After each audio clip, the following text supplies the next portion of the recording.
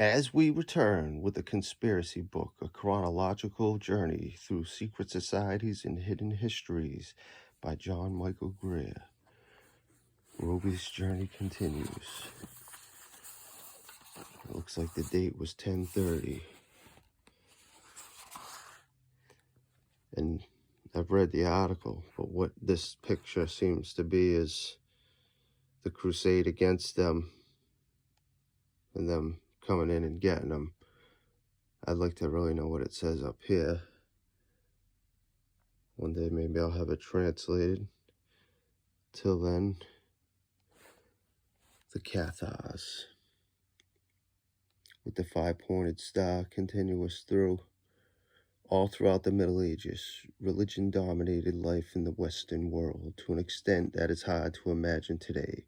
And so the secret groups that emerged in those years were almost all religious in nature. One of the most important was the Cathar movement, which emerged in Italy in the 11th century. The first known Cathar congregation was in Montfort, Italy, and existed by 1030. The name Cathar comes from a Greek word for pure. The enemies called them the Albigensians, those people from Albi, after a city in France where they had an early presence. Their faith, however, came straight out of ancient Gnosticism.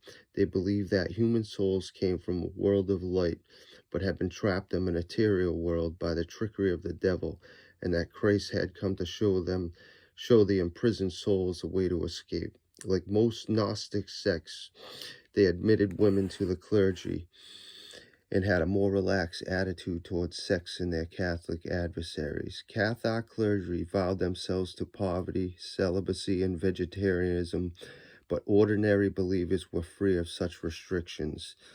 The Cathar movement was secret in its early days, but by 1200 it had become a majority faith in southern France and abandoned the cloak of secrecy.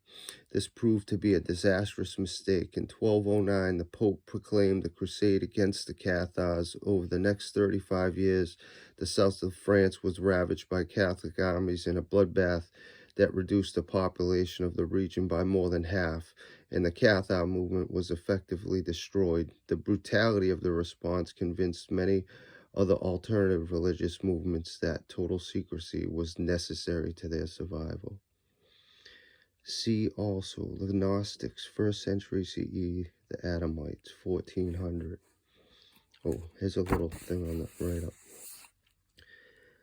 The picture, the illustration from Les Grandes Chroniques de France, the major chronicles of France, 1350, depicts an expulsion of Cathars from Carcassonne.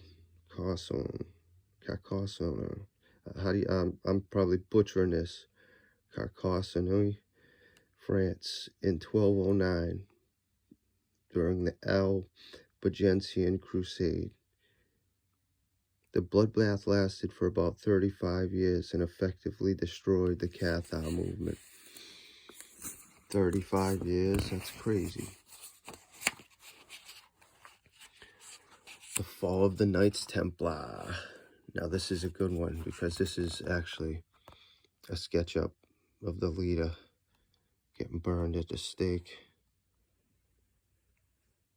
Execution of Jacques Smollett, Grand Maître des Templars.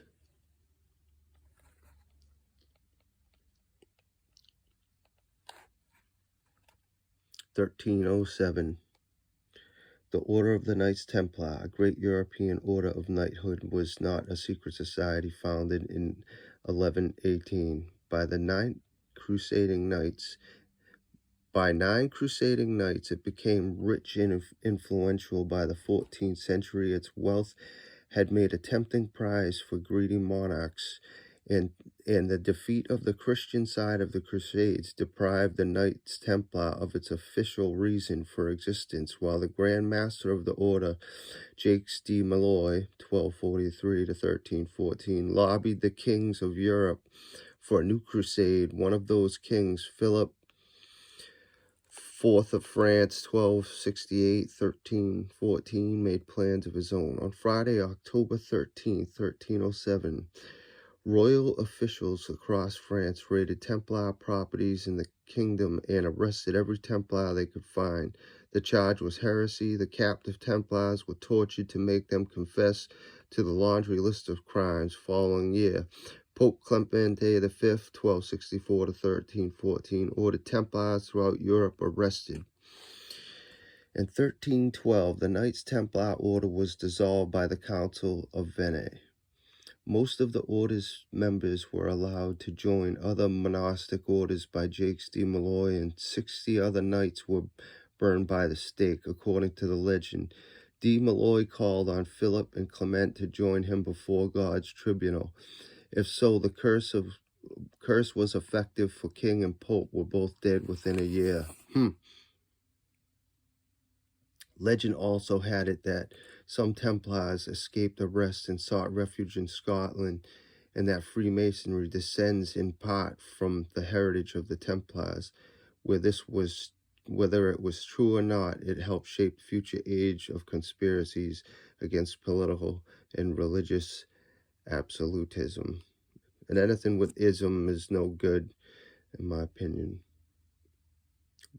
See also Ramsay's Oration, 1736, the Strict Observance, 1754, the Convention of Wilhelmsbad, 1782, the French Revolution, 1789.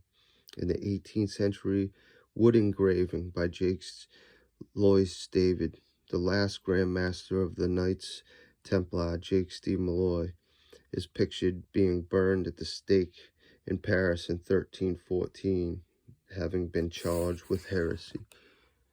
Oh, so it's a wooden engraving. It looks like a cartoon picture. No offense, but that's just what it looked like. But that's probably just the way it got put in the book. The Regius manuscript, 1390.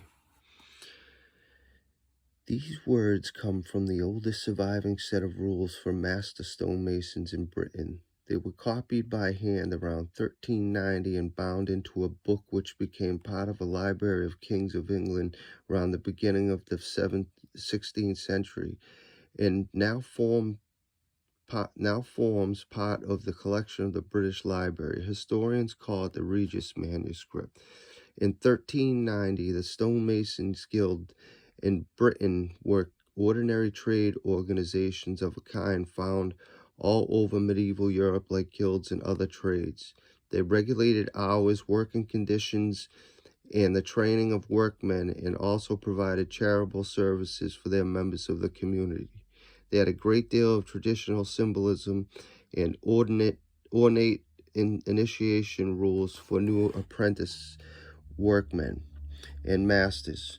But this was also true of other guilds, even those with no claim to a connection with the Knights Templar.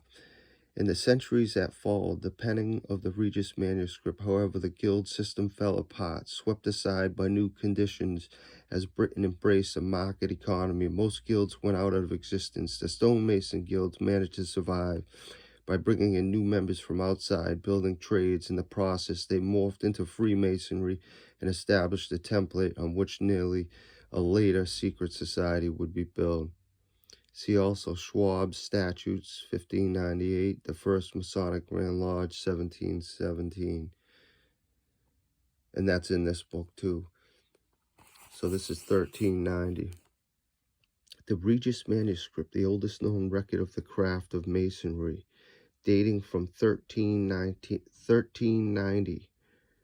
Written in verse as an epic poem, the manuscript was probably composed by a priest or monk who was familiar with older Masonic documents.